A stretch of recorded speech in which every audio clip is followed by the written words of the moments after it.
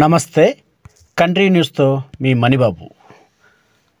అధిష్టానం గుర్తించి అవకాశం ఇస్తే పోటీకి సిద్ధం. అల్లూరి సీతారామరాజు జిల్లా పాడేరులో కురుస పార్వతమ్మ మీడియా సమావేశం నిర్వహించారు.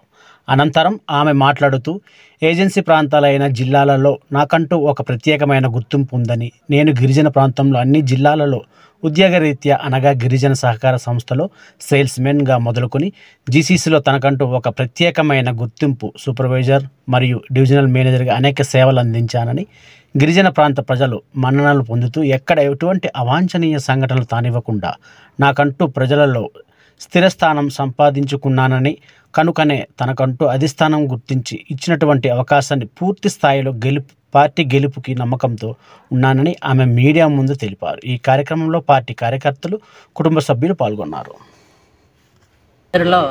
మరి అన్నయ్య గారు 1982లో స్థాపించబడింది.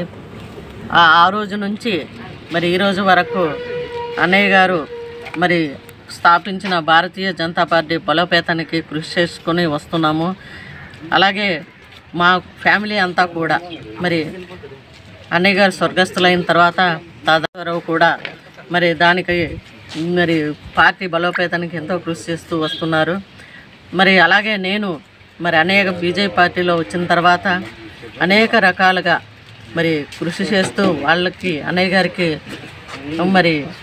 అనేక సహాయ సహకారాలు అందిస్తూ ఈ రోజుకి 40 సంవత్సరాలు పార్టీ స్థాపించబడి ఏజెన్సీ ప్రాంతంలో అయ్యింది.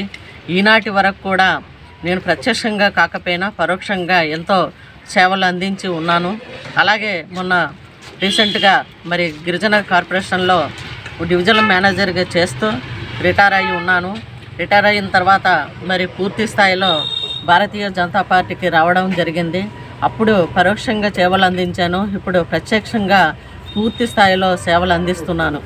అలాగే ఈరోజు చూస్తుంటే శ్రీ గౌరవ ప్రధానమంత్రి గారు నరేంద్ర మోడీ గారు అనేక రకాల సంక్షేమ పథకాలు గిరిజన బిడ్డలకు ఇస్తున్న సంక్షేమ పథకాలన్నిటికీ కూడా గ్రామానికి వెళ్ళి వాళ్ళకు ప్రతి గ్రామానికి కూడా వెళ్ళి వాళ్ళకి తెలియపరచడం జరుగుతుంది.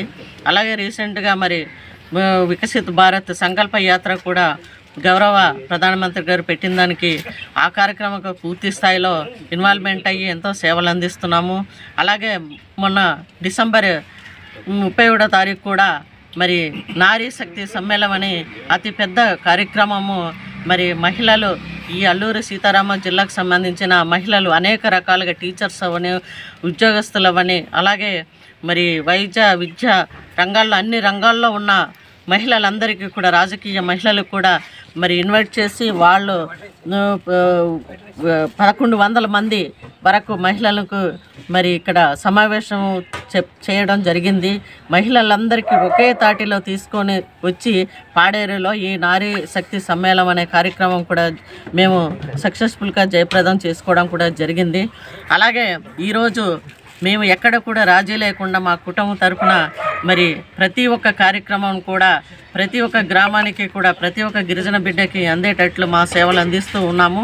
అలాగే ఈ యొక్క కార్యక్రమంలో నేను 5 జిల్లాలు వెస్ట్ గోదావరి నుంచి శ్రీకాకుళం జిల్లా వరకు ఉద్యోగ రీత్యా అనేక కేడర్లో నేను ఉద్యోగం చేయడం జరిగింది. అలాగే అంతేకాకుండా నేను గిరిజన కార్పొరేషన్లో ఏకంగా 14 సంవత్సరాలు స్టేట్ ప్రెసిడెంట్గాను, అలాగే చైర్మన్గా కూడా చేయడం జరిగింది. ఇది కూడా ఎన్నికతోటే స్టేట్ ప్రెసిడెంట్గా 14 సంవత్సరాలు ఏకదాటిగా చేయడం కూడా జరిగింది. అంతేకాకుండా పాడేరులో గిరిజన ఉద్యోగుల యూనియన్ లీడర్ కూడా నేను ఉమెన్ ప్రెసిడెంట్గా కూడా ఎన్నికై ఓటింగ్తో ఇక్కడ అనేక అధిష్టానం గుర్తించి ఆల్రెడీ రిజైన్ ఇచ్చే ముందు TDP Bharatiya Janata party aliens అవ్వడం వల్ల 2014లో నాకు ఇవ్వబోయే టికెట్టు సాలూరు విజయనగరం జిల్లా సంజారానికి ఇవ్వడం జరిగింది. లేకపోయి ఉంటే ఆ రోజు 2014లోనే నేను ఎంపీగా పోటీ చేసి గెలిచి ఉండేదాన్ని. అన్ని కార్యక్రమాలు చేస్తూ వస్తున్నాను.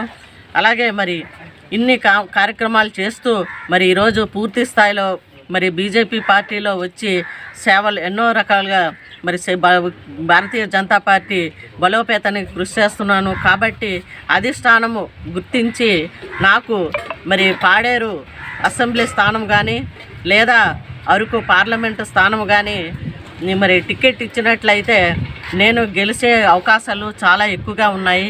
గెలవడమే కాదు, అత్యధిక మెజారిటీతో గెలిచే అవకాశాలు ఉన్నది. కాబట్టి అధిష్టానం గుర్తించి నాకు అరకు ఎంపీ కానీ పాడేరు ఎమ్మెల్యే కానీ టికెట్ ఇచ్చినట్టయితే గెలిచి నేను వస్తాననేసి మా అధిష్టానానికి నేను కోరుకుంటున్నాను.